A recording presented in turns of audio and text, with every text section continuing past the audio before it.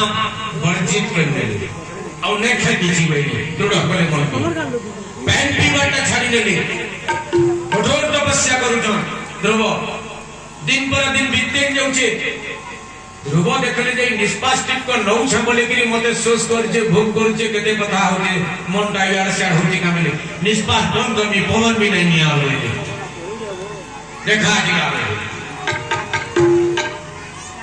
अब ध्रुव महाराज जब के निष्पाष्ट बंद करने में बोले करने रे कि पवन देख पटला पवन स्थिर हे गला अब चराचर जगत रे पूरा वायु बंद हे गला पवन बंद हे गला 10 मिनिट हम चिंता करबो ले लउची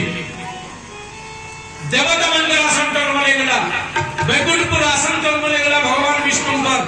भगवान विष्णु मेरे सृष्टि ध्वंस से जीवा ध्रुव के कदे में दर्शन न देवी हुए और संगे संग भगवान गोलोक बिहारी विष्णु प्रकट हेरे बोल वृंदावन बिहारी लाल की